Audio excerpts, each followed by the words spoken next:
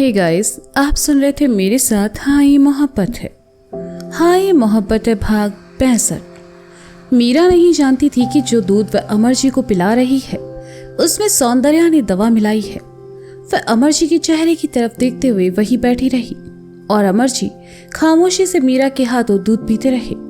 मीरा का उदास चेहरा देखकर अमर जी को समझ आ रहा था कि मीरा किसी बात पर परेशान है, लेकिन सौंदर्या के सामने वे मीरा से कुछ पूछना नहीं चाहते थे। मीरा ने मंजू से इशारा करके अमर जी को नाश्ता खिलाने को कहा और उठकर वहां से चली गई। सौंदर्या भी मीरा के पीछे पीछे चली आई और कहा, मीरा, वो मैं ये कह रही थी कि पार्टी में किस किस को इनवाइट करना है। मैं सोच रही थी क्यों ना अजमेर से अपनी बेटियों और राजकमल जी को भी बुला लूं। बाकी बड़े भाई साहब और विवान भाई साहब तो आकर मिले भी नहीं, उन्हें तो क्या ही इनवाइट करना। आपको जो ठीक लगे बुआ जी, मीरा ने कहा और वहां से चली गई। मीरा इस वक्त किसी से बात करना नहीं चाहती थी, वह कुछ वक्त अकेले बिताना चाहती थी। सौंदर्या ने सुना तो खुशी खुशी अपनी बेटी को फोन लगाने लगी और उससे बात करते हुए वहां से चली गई। एक अनजान आदमी के कहने पर विकी ने प्रॉपर्टी के लिए सिंघानिया जी से झगड़ा कर लिया, लेकिन अपने पापा से इस तरह बात करके विकी को बिल्कुल अच्छा नहीं लग रहा था। वह घर में ही विकी का बिल्कुल मन नहीं लग रहा था, इसलिए वह उठा, कपड़े बदले और गाड़ी लेकर बाहर निकल गया। गाड़ी की स्पीड सामान्य से तेज थी, साथ ही विकी के जहन में चलने वाले ख्याल भी। विकी काफी उलझा हुआ था, उसके साथ जो कुछ हो रहा था वह काफी गलत था। विकी पहले से काफी बदल चुका था, छवि को लेकर उसकी भावनाएं बदल चुकी थी। उसके दिल में अब छवि के लिए नफरत नहीं थी, बल्कि उसे छवि की परवाह होने लगी थी। और ऐसा क्यों था विकी खुद नहीं जानता था। विकी की गाड़ी सिंघानिया जी की कंपनी के सामने से गुजरी तो विकी ने गाड़ी को ब्रेक लगाया और गाड़ी से बाहर निकला। विकी ने देखा कंपनी के गेट पर बड़ा सा ताला लगा था। ये देखकर विकी को बहुत दुख हुआ। वह कंपनी जिसे सिंघानिया जी ने कड़ी मेहनत से खड़ा किया था, आज उसी कंपनी के गेट पर ताला लगा था। विकी वहीं खड़ा कुछ देर कंपनी के दरवाजे को देखता रहा। विकी गाड़ी की तरफ पलटा और जैसे ही दरवाजा खोलने लगा, उसकी नजर बगल से गुजरते अपने दोस्त कुमार पर पड़ी। कुमार ने विकी को नहीं देखा और सीधा वहां से निकल गया। विकी ने घूमकर देखा, कुमार एक बड़ी सी बिल्डिंग में जा रहा था जिसमें कुछ ऑफिस, बैंक और प्राइवेट क्लिनिक थे। कुमार यहाँ क्या कर रहा है? विकी बड़बड़ाया और फिर अपनी गाड़ी लेकर उसी बिल्डिंग के पार्किंग एरिया में चला आया। विकी गाड़ी पार्किंग में लगाकर जैसे ही बिल्डिंग के एंट्री गेट पर आया, कुमार वहां नहीं था। विकी अंदर चला आया, वह यहाँ वहां देखते हुए कुमार को ढूंढ रहा था। विकी ने ऊपर गर्दन उठाकर सामने देखा और लिफ्ट में चला आया। उसी लिफ्ट में विकी के बगल में छवि खड़ी थी। छवि यहाँ अपनी डॉक्टर से मिलने आई थी। उसके हाथ में ट्रीटमेंट फाइल और बैग था, साथ में पानी की एक बोतल भी। पिछले कुछ दिनों से छवि काफी कमजोर और थका हुआ महसूस कर रही थी, इसलिए माधवी जी के बार बार कहने पर वह डॉक्टर से मिलने चली आई। विकी ने जैसे ही अपने बगल में खड़ी छवि को देखा तो उसका दिल धड़क उठा। लिफ्ट में उन दोनों के अलावा कोई नहीं था। छवि ने जैसे ही विकी की तरफ देखा, विकी सामने देखने लगा और लिफ्ट के रुकने का इंतजार करने लगा। विकी का दिल किया कि छवि से पूछे कि वह यहाँ क्यों है। जैसे उसने पूछने के लिए छवि की तरफ देखा, तीसरे माले पर आकर लिफ्ट रुकी और छवि वहां से चली गई। जाते जाते छवि के हाथ में पहना ब्रासलेट खुलकर वही लिफ्ट में गिर गया। विकी ने उसे उठाया और छवि को वापस देने के लिए जैसे ही लिफ्ट से बाहर आया, छवि उसे क्लिनिक के अंदर जाती दिखाई थी। विकी कुमार को भूल गया और छवि के अंदर साथ क्लिनिक में चला आया। उसने देखा छवि बेंच के पास खड़ी है तो विकी उसके पास आया और कहा, छवि। विकी की आवाज सुनकर छवि पलटी। उसने देखा उसके पीछे पीछे विकी क्लिनिक तक आ गया है तो उसने थोड़ा गुस्से से लेकिन धीमी आवाज में कहा, क्या तुम मेरा पीछा कर रहे हो? देखो विकी, मुझे तुमसे कोई मतलब नहीं है। प्लीज इस तरह मेरे पीछे आना बंद करो। ये सब करके तुम्हें लगता है मैं तुम्हें माफ कर दूंगी या तुम्हें सही समझने लगूंगी तो तुम गलतफहमी में हो। मैं आज भी तुमसे उतनी ही नफरत करती हूँ जितना कल करती थी। आज मैं जिन हालातों में हूँ सिर्फ तुम्हारी वजह से हूँ। जिस इंसान ने मेरी जिंदगी को नरक से भी बदतर बना दिया, उस इंसान को मैं कैसे माफ कर सकती हूँ? चले जाओ यहां से प्लीज। छवि की कड़वी बातें सुनकर भी विकी खामोश था। उसने कुछ नहीं कहा, ना ही उसके चेहरे पर किसी तरह के भाव थे। उसने अपनी हथेली को आगे कर दिया जिस पर छवि के हाथ का ब्रेसलेट रखा था। छवि ने उसे देखा और उठाया। ये तुम्हारे पास? लिफ्ट में मिला, मुझे लगा ये तुम्हारा है, इसलिए देने चला आया। विकी ने बिना किसी भाव के कहा। थैंक यू, छवि ने झेंपते हुए कहा। बिना सच जाने उसने विकी को इतना सब जो बोल दिया था। इट्स ओके, मैं तुम्हारा पीछा नहीं कर रहा था, बस किसी और काम से यहां आया था, विकी ने कहा। छवि ने सुना तो विकी के चेहरे की तरफ देखने लगी। न जाने क्यों छवि को विकी आज रोजाना से ज्यादा मायूस नजर आया। वह एकटक उसकी आंखों को देखती रही जिनमें खालीपन पसरा था। छवि को अपनी ओर देखते पाकर विकी ने नजरें झुका ली। छवि की तंद्रा टूटी। उसने बैग और फाइल पकड़े पकड़े ही दूसरे हाथ से ब्रेसलेट पहनने की कोशिश की, लेकिन ब्रेसलेट का सिरा बार बार फिसला जा रहा था। विकी ने देखा तो कहा, मैं आए? विकी ने इतने प्यार से पूछा कि छवि उसे मना नहीं कर पाई और ब्रेसलेट उसकी ओर बढ़ा दिया। विकी ने ब्रेसलेट अपने हाथों में लिया और छवि की कलाई पर पहनाने लगा। ऐसा करते हुए उसका ध्यान सिर्फ छवि के हाथ पर था। हालांकि उसके हाथ काफी ठंडे थे। छवि ने महसूस किया विकी के इतना करीब होने के बाद भी उसे वो बेचैनियां महसूस नहीं हुई जो उस रात फार्म हाउस पर हो रही थी।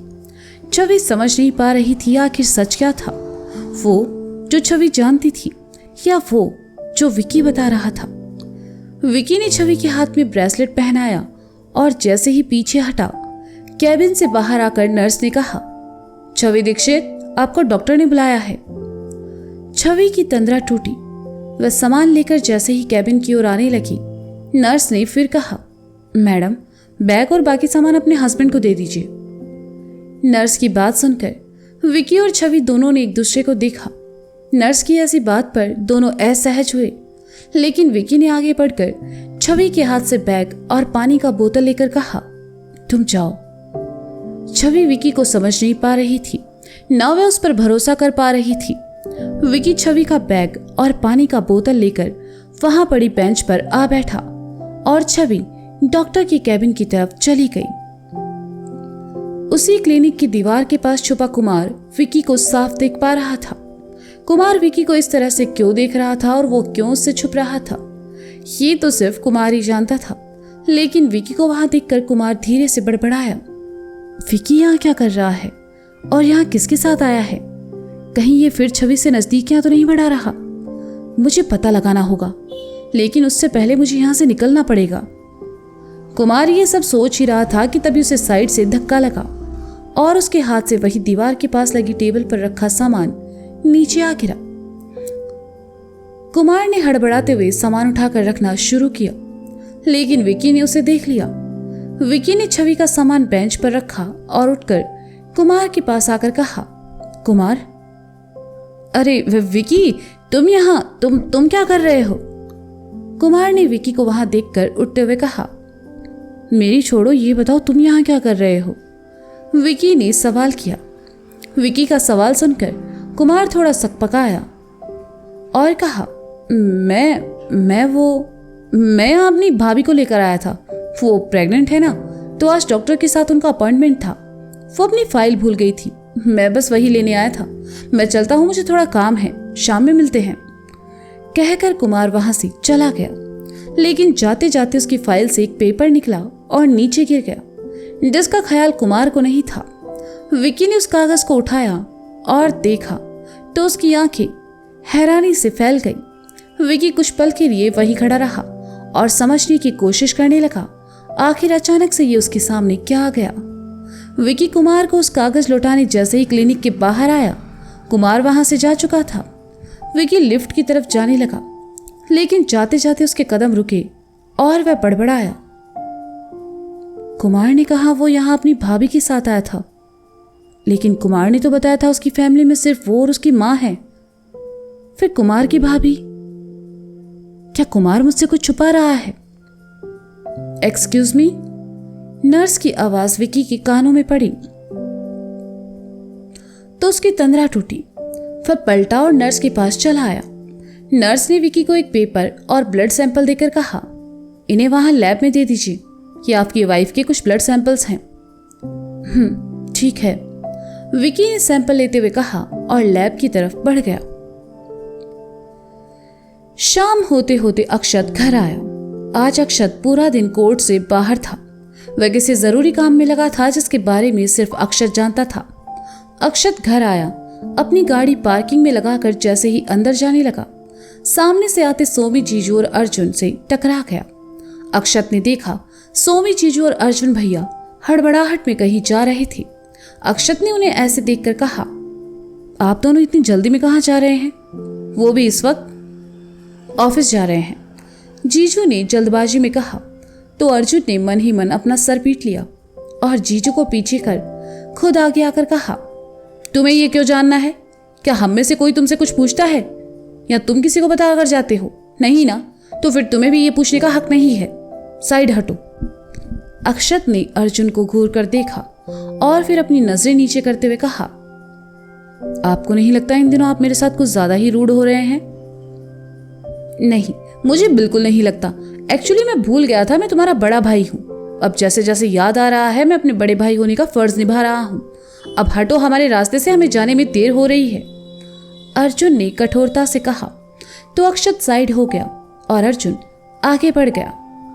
सोमी, जीजू अर्जुन के पीछे जाते हुए जैसे ही अक्षत के सामने से निकले, अक्षत ने बुझे स्वर में कहा, भाई की तरह आप भी?